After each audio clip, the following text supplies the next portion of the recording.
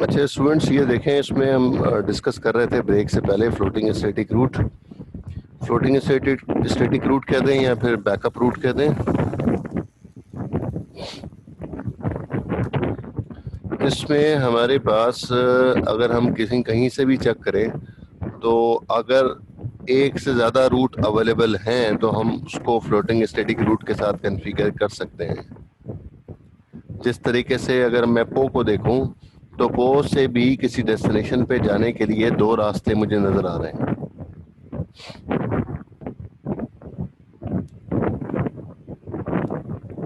जैसा कि अगर मैं कहूं कि पो से एक रास्ता जो है टाइगर के थ्रू होके जा रहा है और दूसरा रास्ता जो है वो आयोर से होके जा रहा है, तो किसी भी डेस्टिनेशन पे जाने के लिए दो रास्ते जो है वो पो के पास भी है।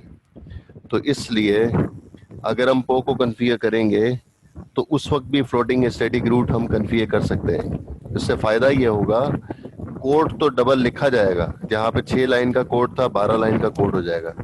कोड तो ज़्यादा हो जाएगा लेकिन फ़ायदा ये होगा कि पैकेट जो है वो उस डेस्टिनेशन पे जो जा रहे होंगे वो अगर एक लिंक फेल होगा तो दूसरे लिंक से ये पैकेट जाना शुरू हो जाएंगे, स्टॉप नहीं होगी कम्युनिकेशन। तो हम इस वजह से जो है वो फ्लोटिंग स्टैटिक रूट करते हैं। इसी तरह से टाइगर से भी कुछ डेस्टिनेशन पे दो रास्ते हैं, इसी तरह से आयोर पे भी कुछ डेस्टिनेशन पे जाने के लिए दो रास्ते मौजूद हैं। तो मुख्तलिफ तरीके से जो है वो डायरेक्शन से जो है वो पैकेट जा सकते हैं कुछ डेस्टिनेशन पे।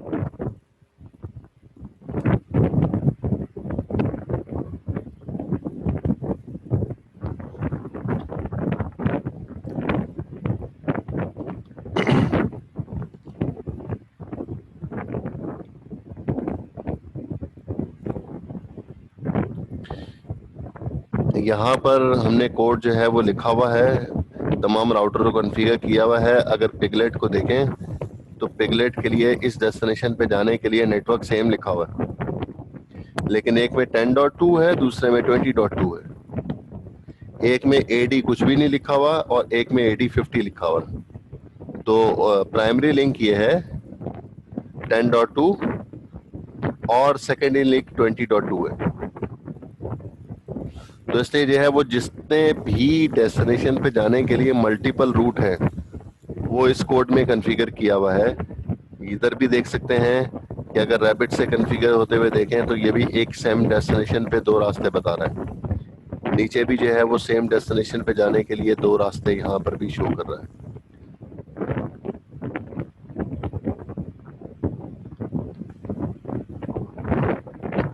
ऐसे ही आगे भी जो है वो दो रूट जो है वो शो कर रहा है।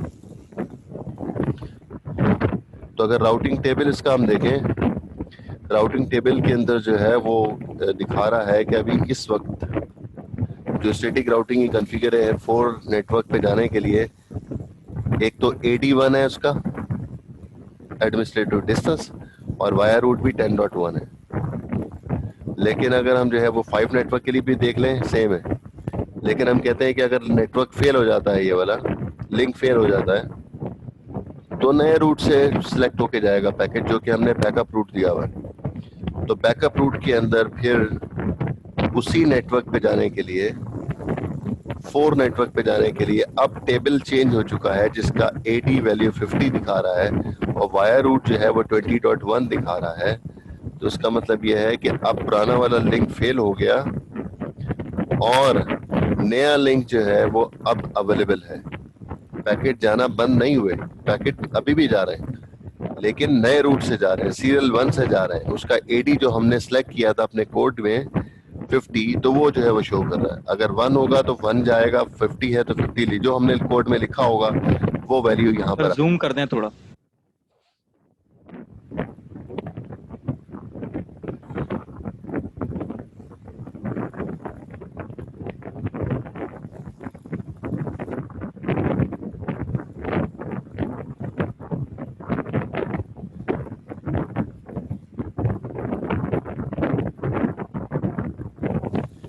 इन 2 लाइंस की हम बात कर रहे हैं कि पीछे। एडी वाली बात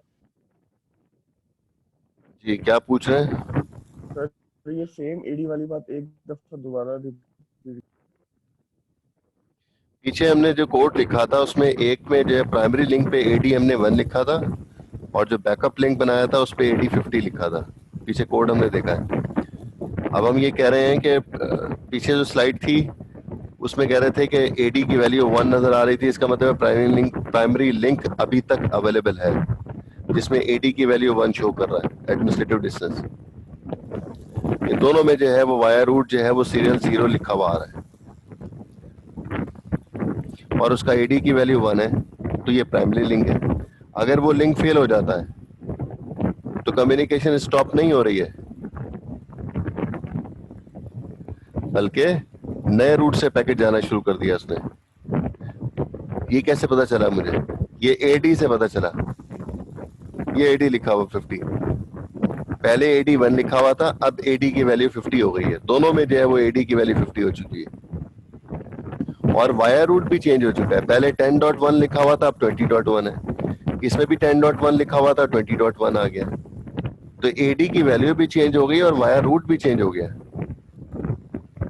तो जो बैकअप लिंक आपने बनाया होगा वो बैकअप लिंक जो है वो उसमें ऐड हो जाएगा।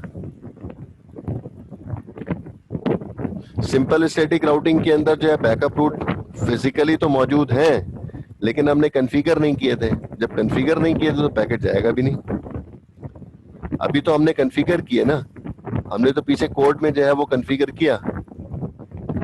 सारे कोड में हमने लिखा कि पहले का एडी जो है वो कम होगा जो प्राइमरी लिंक बनाया होगा और जो सेकेंडरी लिंक होगा उसका एडी हाई रख दिया। तो इस एग्जांपल में 50 रख दिया।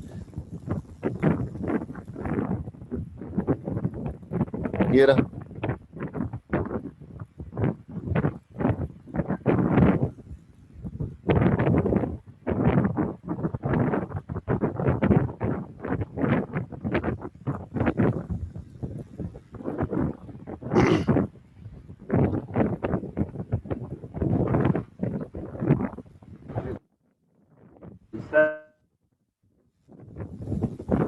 जी पूछें।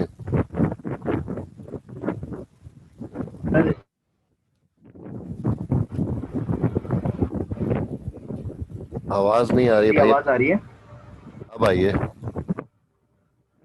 सर अगर कोई क्या कहते हैं, अगर यूजर जो है एडी भूल जाए, दोनों में अगर एडी वो 1 हो जाए तो क्या होगा? अगर मैं यहाँ एडमिनिस्ट्रेटिव डिस्टेंस नहीं लिखता सेकेंडरी के साथ 50 और दोनों के साथ अगर मैं 1 कर देता हूँ, ये कॉन्सेप्ट चेंज हो जाएगा। फिर प्रेफरेबल रूट कोई भी नहीं रहेगा। आगे मैं डिस्कस करूंगा, उसको इक्वल लोड बैलेंसिंग कहते हैं। ठीक है सर। दोनों तरफ से पैकेट जाते रहेंगे।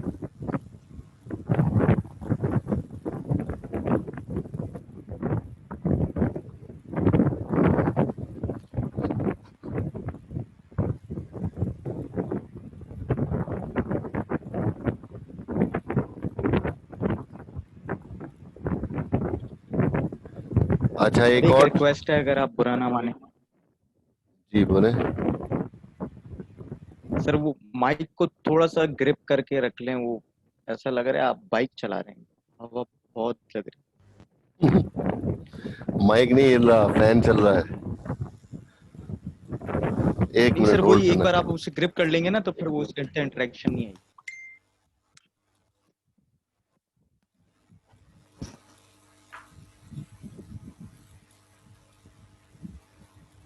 हाँ सर, अब क्लियर आ रही है बिल्कुल।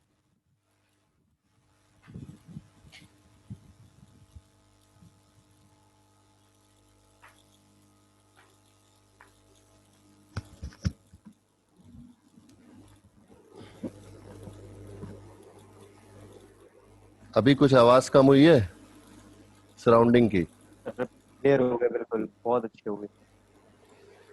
ठीक है, अब सीलिंग फैन चला लिया। अच्छा जी। अच्छा, तीसरी जो डायग्राम है वो ये है कि अगर प्राइमरी लिंक दोबारा अप हो जाता है तो फिर दोबारा आप देखें चेंज वही पुराना वाला दोबारा आ गया।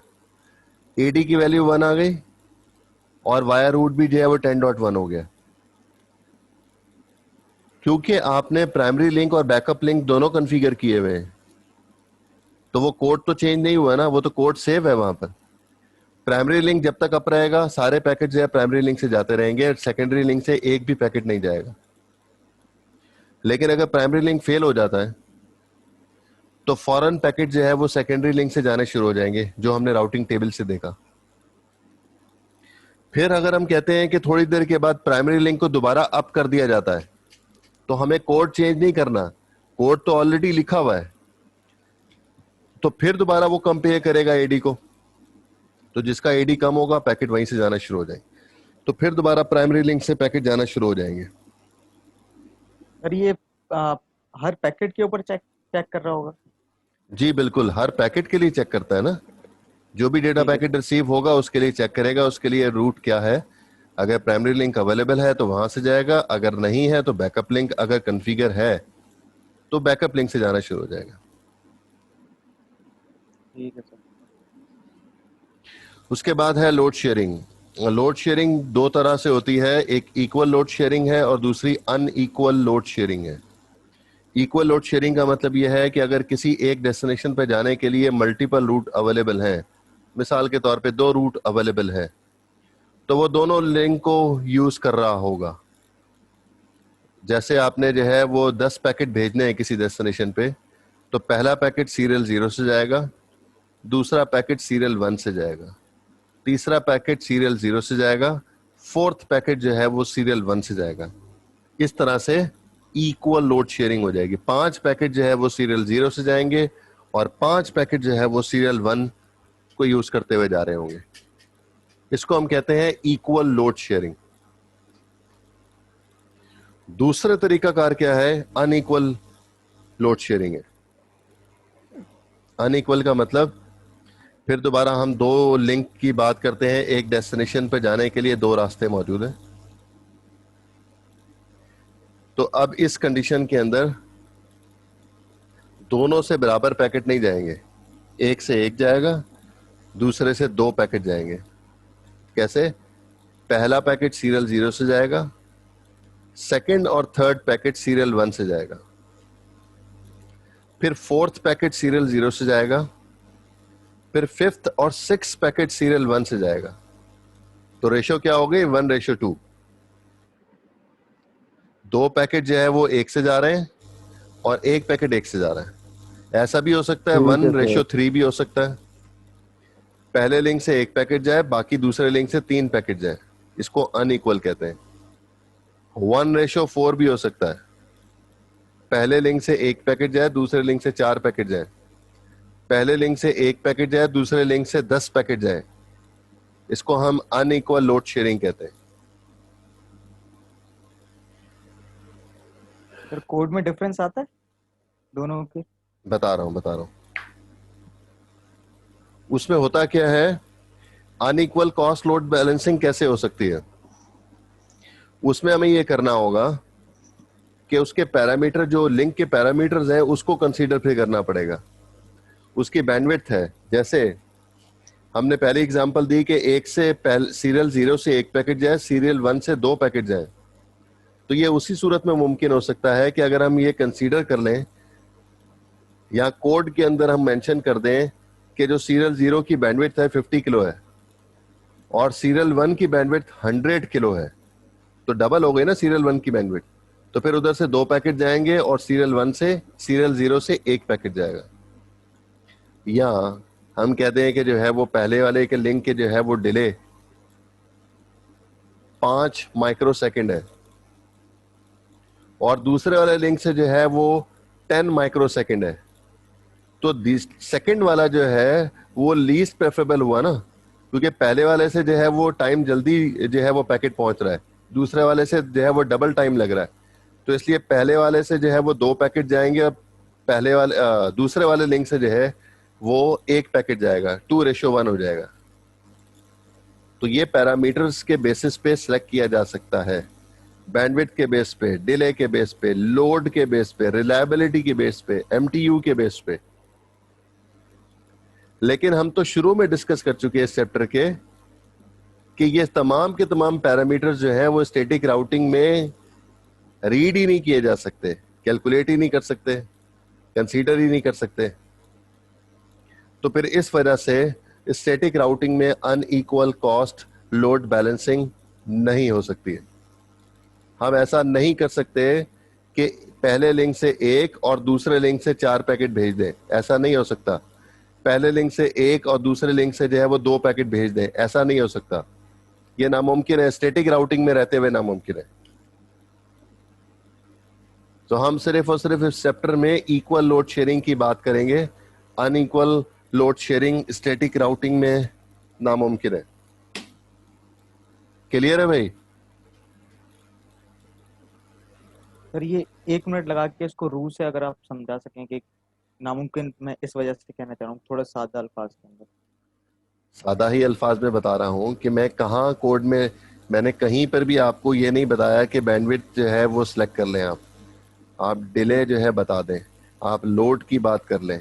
जब इन पैरामीटर्स को हम देख रहे हैं राउटिंग टेबल में हमेशा 0 लिखा हुआ आ रहा है, तो फिर हम जो है वो कैसे इसको कह सकते हैं कि इसकी बैंडविड्थ ज्यादा है तो पैकेट ज्यादा इधर से जाने चाहिए? उसूली तौर पे तो ऐसा ही होना चाहिए ना, जिसकी बैंडविड्थ ज्यादा है उधर ज्यादा पैकेट जाने चाहिए। जिस रोड की विड्थ ज्यादा होती है वहां से ज्यादा ट्रैफिक जाता है, जिस रोड की विड्थ कम होती है वहां से ट्रैफिक कम जाता है। लेकिन यहाँ पर हमारे पास कोड में कंट्रोल करने के लिए हमारे पास ऐसा कोड मौजूद ही नहीं है जिसके थ्रू हम ये बता सकें कि यहाँ से 2 पैकेट जाएं और इधर से 3 पैकेट जाएं। ये हम नहीं कर पाते। हमारे पास सिर्फ एक ही पैरामीटर है, वो है प्रेफरेबल रूट और वो है एडमिनिस्ट्रेटिव डिस्टेंस।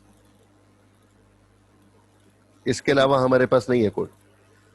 तो वही पीछे वाले कोड के अंदर हम वापस जो है वो जाके आपको दिखा देते हैं।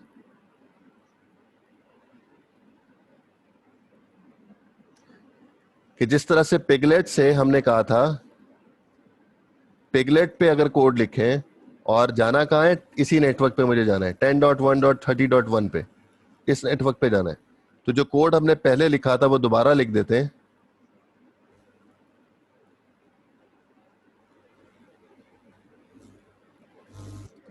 आईपी रूट पिगलेट पे कोड लिख रहे हैं और नेटवर्क कौन सा है, 10.1.30 का।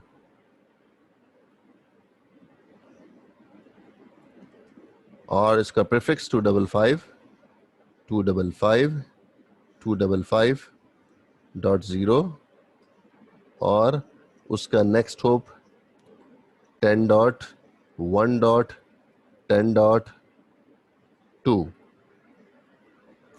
इसी को दोबारा रिपीट कर लेते हैं और यहां लिख देते हैं वाया रूट 20.2। एडी क्या लिखा था हमने, एक पे जो है वो एडी 20 करते हैं, एक पे जो है वो एडी हमने 40 लिख दिया।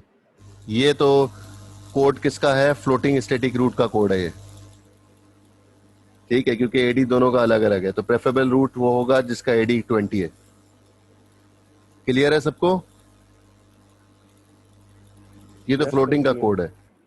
अब हम कह रहे हैं कि हम इक्वल लोड शेयरिंग की बात कर रहे हैं, तो मैं एडी दोनों से हटा रहा हूं। अब एडी कितना हो गया, दोनों पे बराबर हो गया, इक्वल हो गया, कितना 1:1। आपकी मर्जी है, देना चाहते हैं दे दें, 20 लिख दें, तो फिर यहां भी 20 करना होगा। ये क्या है, इसको भी इक्वल लोड शेयरिंग कह रहे हैं।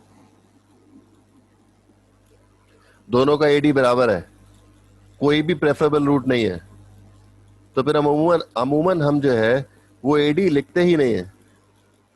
तो बाय डिफॉल्ट उठा रहा है वो 1, वो उठाता रहे। इसको हम कह रहे हैं कि ये इक्वल लोड शेयरिंग है। अब दोनों में से कोई भी प्रेफरेबल रूट नहीं है। पहला पैकेट जो जाएगा वो 10.2 से जाएगा, दूसरा पैकेट 20.2 से जाएगा, तीसरा पैकेट 10.2 से जाएगा, चौथा पैकेट 20.2 से जाएगा। इस तरह से दोनों से बराबर पैकेट जा रहे होंगे। अगर कोई मुझे ये कहे कि जी वो पहले वाले से जो है मैंने लिख दिया 1 और दूसरे वाले पे 4 लिख दिया, तो अब इसका मतलब ये हुआ कि पहले वाले से जो है वो एक पैकेट जाएगा और दूसरे वाले से 4 पैकेट जाएंगे। तो मोहतरम ये गौर कर लें, ऐसा बिल्कुल भी नहीं होगा। ये तमाम से मैं कह रहा हूं कि ये समझें कि जो है वो ऊपर वाले से एक और नीचे वाले से 4 पैकेट जाएंगे, बिल्कुल भी नहीं होगा ऐसा। इस कोड के अंदर यह होगा कि प्राइमरी लिंक सिर्फ यूज हो रहा होगा और सारे पैकेट प्राइमरी लिंक से जा रहे होंगे। सेकेंडरी लिंक से कोई पैकेट इस वक्त नहीं जा रहा क्योंकि प्राइमरी लिंक अवेलेबल है अभी।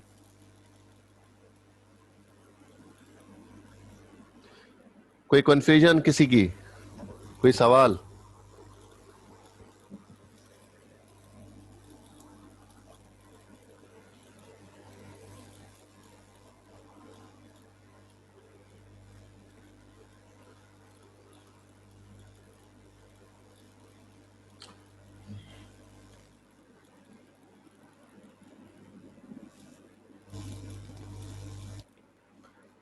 अच्छा जी, अब राउटिंग टेबल कैसा नजर आएगा भाई?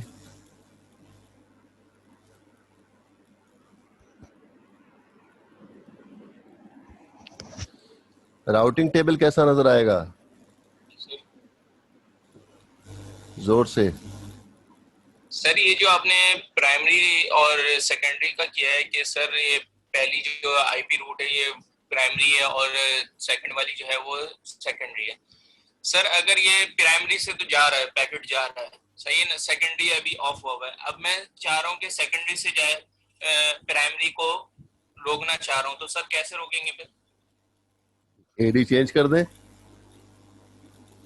सर वो एडी के बगैर काम नहीं होगा इसका, नहीं एडी जी चेंज करना पड़ेगा जनाब, एडी चेंज करना पड़ेगा ना। मैनुअल कॉन्फ़िगरेशन स्टैटिक राउटिंग में तो ऐसी ही होती है भाई, जहां से आप पैकेट भेजना चाह रहे हैं पैकेट वहीं से जाएंगे।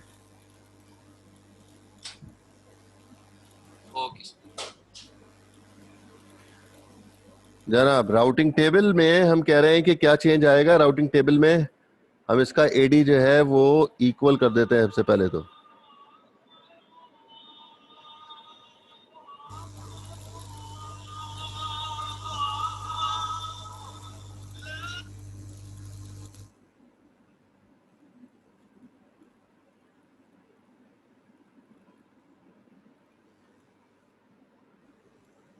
दोनों का एडी हमने इक्वल किया।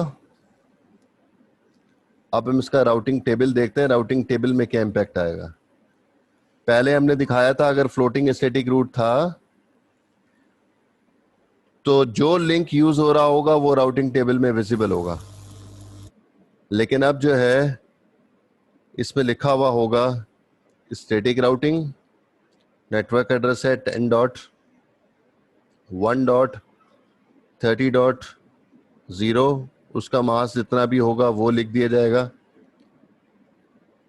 और फिर AD1 है /0 है ब्रैकेट क्लोज और वाया लिखा हुआ होगा 10.1.10.2।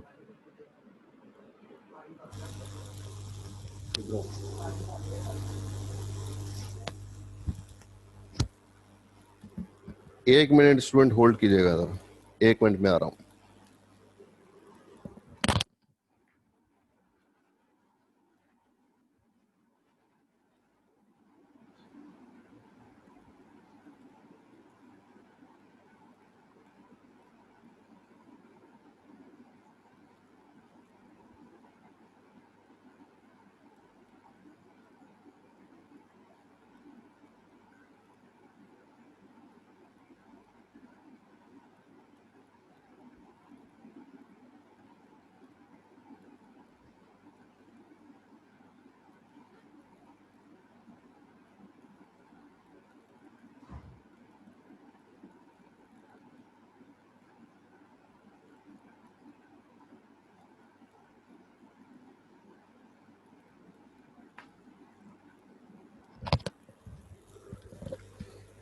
अच्छा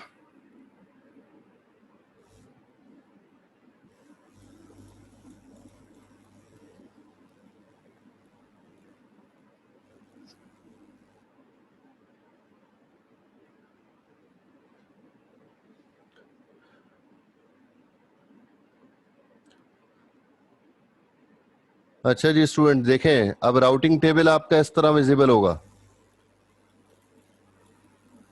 सेम डेस्टिनेशन पे जाने के लिए दो रूट अवेलेबल हैं 10.2 और 20.2। दोनों का एडी भी सेम नजर आ रहा है 1 1, और टेबल के अंदर जो है वहां पर फिर सिंपल यही लिखा होगा, ये चीज भी जो है वो विजिबल नहीं होती है, इतना ही लिखा होता है। इसका मतलब यह हुआ कि नीचे जो है वो नेटवर्क एड्रेस नहीं आ रहा, इसका मतलब है उसी नेटवर्क के बारे में बात की जा रही है, सेम नेटवर्क के बारे में। आगे टेबल मौजूद होगा, मैं दिखा देता हूं। अब दोनों वाया रूट नजर आने चाहिए, तब वो इक्वल लोड शेयरिंग होगी। फ्लोटिंग में एक रूट नजर आता है, इक्वल लोड शेयरिंग के अंदर दोनों रूट दिखा रहा होता है राउटिंग टेबल में।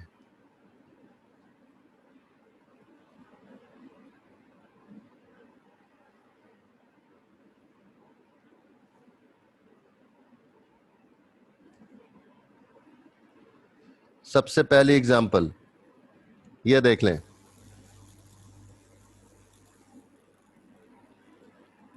टेन डॉट 1.5.0 का नेटवर्क है, 24 प्रीफिक्स के साथ है, 1/0 वाया 10.1 है, और नीचे भी लिखा हुआ है 20.1 से जा सकता है। इसको इक्वल लोड शेयरिंग कहते हैं। जब भी राउटिंग टेबल में ऐसा कुछ होगा तो इक्वल लोड शेयरिंग होगी। इस पर स्टैटिक राउटिंग कॉन्फ़िगर है और नेटवर्क की बात हो रही है 5 नेटवर्क के बारे में। ऐसे ही 4 नेटवर्क के बारे में भी इक्वल लोड शेयरिंग की बात हो रही है। ऐसे ही तीसरी एग्जांपल सबसे लास्ट में 192.168.0.0 नेटवर्क के लिए भी बात कर रहा है। ये 3 एग्जांपल इसमें नजर आ रही हैं जिसमें एडी भी जो है वो सबका बराबर नजर आ रहा है। ऐसा हो नहीं सकता कि इक्वल लोड शेयरिंग हो और एडी बराबर ना हो, ऐसा नामुमकिन है। अगर एडी अलग अलग होगा, राउटिंग टेबल में एक आ रहा होगा, वो फिर फ्लोटिंग स्टैटिक रूट होगा। ऐसा नहीं हो सकता कि जो है वो एक में AD1 लिखा हो और दूसरे में AD2 लिखा हो और दोनों ही राउटिंग टेबल में नजर आ रहे हो। मुमकिन नहीं है, नामुमकिन है, कभी भी नहीं होगा। तो आपको दोनों में फर्क पता होना चाहिए कि फ्लोटिंग स्टैटिक रूट का कोड क्या है और राउटिंग टेबल में क्या इंपैक्ट आता है, और फिर इक्वल लोड शेयरिंग का हार्डवेयर कोड क्या होगा, और फिर उसके बाद उसका जो इम्पैक्ट जो है वो राउटिंग टेबल में क्या आएगा।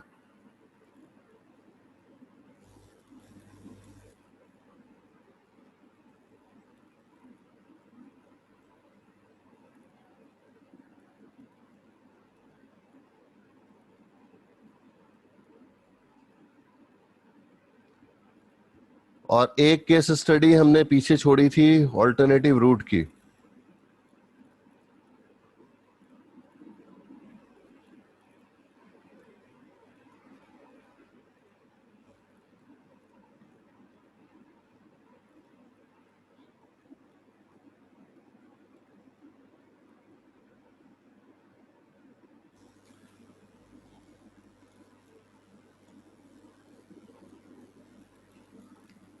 ऑल्टरनेटिव रूट का मतलब यह है कि हम जिस तरह से ये बात कर रहे हैं इस डायग्राम में 10 का नेटवर्क इधर मौजूद है,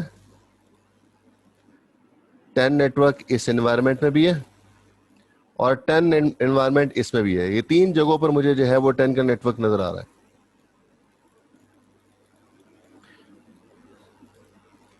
तो हम कहते हैं कि हमें जो है वो एक तो मीटिंग बड़ी जल्दी खत्म हो जाती है।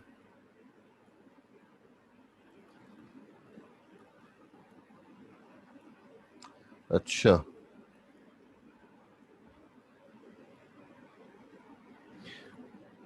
पो राउटर पे कोड लिख रहा हूं मैं। राउटर कौन सा है? पो राउटर। इस पो पे जो है वो कॉन्फ़िगर कर रहे हैं। और नेटवर्क कौन सा है? 10 का नेटवर्क है। हम समरी रूट लिख रहे हैं, IP रूट 10.0 0.0.0 और प्रीफिक्स लिख देते हैं 8 का 255.0.0.0 और वायर रूट लिख रहे हैं 192.168.1.65। जब ये हो गया तो पूरे के पूरे 10 का नेटवर्क कॉन्फ़िगर हो गया, अलग से लिखने की जरूरत नहीं है। जितना भी नेटवर्क हमें इस डायग्राम में नजर आ रहा है वो सब का सब कॉन्फ़िगर हो गया सिंगल कमांड से, क्योंकि हमने समरी रूट की कमांड लिख दी है। और सारे के सारे पैकेट पोस्ट से टाइगर के पास जाएंगे और फिर अदर पाथ पे जाएंगे बाद में उधर से। ये हमने समरी रूट लिखा। सबको क्लियर है? हेलो? हाँ, तो चैट पे लिख तो दिया करें ओके या यस सर, नो सर, कुछ भी लिख दिया करें। ये 22 आंसर चाहिए मुझे चैट पे। ये 4 लोगों ने टेक्स्ट पे लिख दिया, बाकी सारे के सारे सो रहे हैं। अटेंडेंस लगवानी है कि नहीं लगवानी?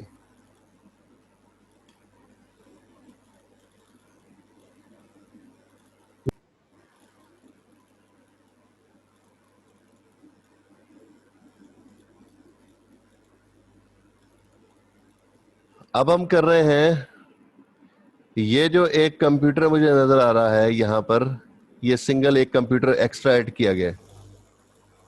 अब ये कंप्यूटर कोई स्पेशल कंप्यूटर है या फिर हम कहते हैं कि ये वीआईपी कंप्यूटर है। तो ये भी जो पीसी है इसका एड्रेस भी दिया हुआ है, जिसका एड्रेस है 10.4.7.25 और प्रीफिक्स है 24 का। ये भी 10 के नेटवर्क से बिलोंग करता है। इसके लिए भी जो पैकेट आ रहे हैं वो सारे के सारे वाया रूट टाइगर आ रहे हैं। तब वो चाह रहा है कि ये कोई स्पेशल पीसी है या वीआईपी पीसी है, इसके लिए ऐसा रूट सेलेक्ट किया जाए जहां पर ट्रैफिक कम से कम हो, उधर से भेजना चाहिए। तो फिर हम ये करते ही हैं कि इसके लिए अलग से फिर कोड लिखना पड़ेगा। फिर लिखते हैं आईपी रूट 10.4.7.25। ये फर्स्ट टाइम है कि यहां पर मैं नेटवर्क एड्रेस नहीं लिख रहा, बल्कि एक आईपी लिख रहा हूं, सिंगल आईपी लिख रहा हूं, या फिर उस कंप्यूटर की आईपी लिख रहे हैं। सिर्फ एक आईपी को कॉन्फ़िगर करने जा रहा हूं मैं। उससे पहले अभी हम यहां पर हमेशा जो है वो नेटवर्क एड्रेस लिखते रहे। पीछे जितना भी कोड लिखा है सब जगह पर इस जगह पर नेटवर्क एड्रेस आता है। और मास्क कितना है? 255.255.255 और .255। इन दोनों को एंड करेंगे, क्या आंसर आएगा? जल्दी से लिखें चैट पे। लॉजिकल एंड ऑपरेशन परफॉर्म करेंगे, इन दोनों को क्या आंसर आएगा?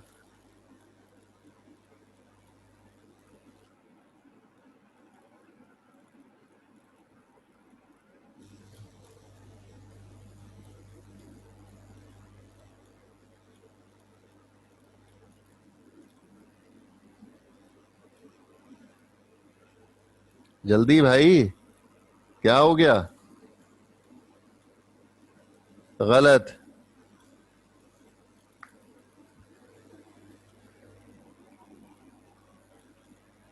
ये सेम आएगा, क्या आंसर होता है भाई? आंसर बताओ क्या आएगा? ठीक है सफी, एक मिनट भाई, ये जो आंसर देते हैं ये एवरीवन पे कौन देता है आंसर? प्राइवेट आंसर दो ना।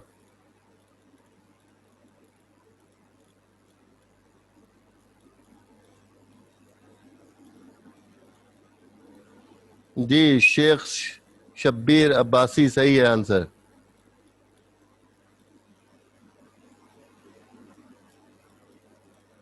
मतलब अभी तक एंड नहीं तुम लोगों को करना आया कि एंड करेंगे तो क्या आंसर आएगा?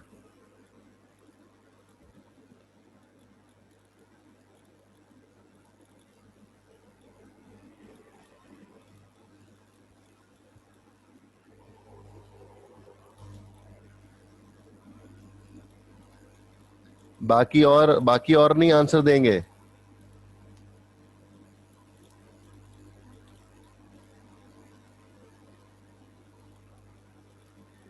जब हम किसी भी आईपी को उसके मास्क के साथ एंड करते हैं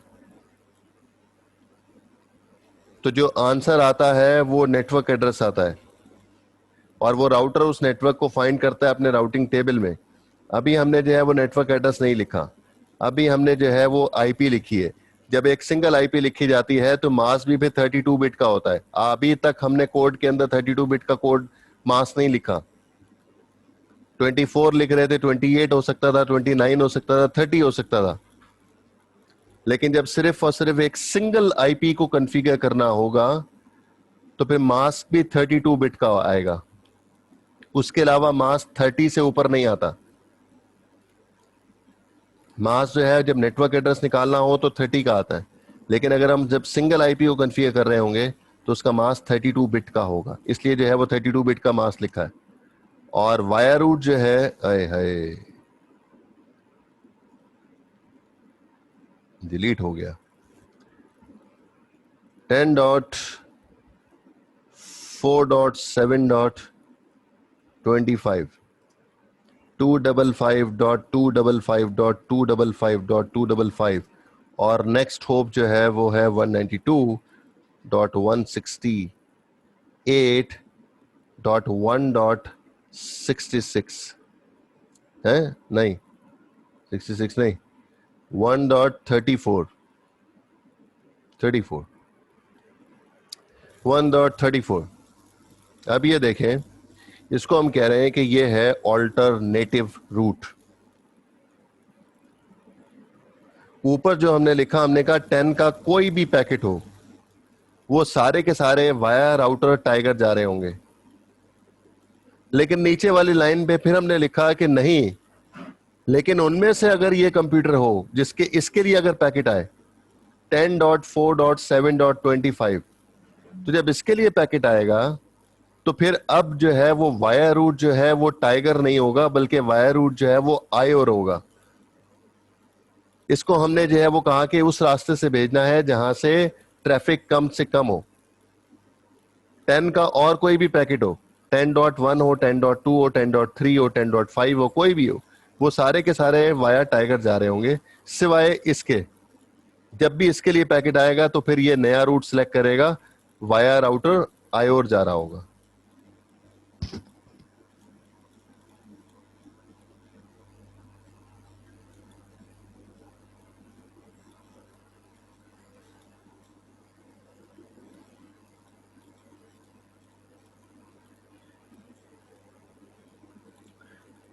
नुमान भाई मसला ये है कि वो प्री रिक्विजिट चीजें मैं पढ़ा नहीं सकता ना अब इस वक्त, और मैंने अभी कहा कि जो मैसेज करना है वो प्राइवेट करें। शाबाश। तो आप तमाम हजरात से गुजारिश है कि जो भी मैसेज करें आप प्राइवेट मैसेज करें, ग्रुप पर मैसेज ना करें।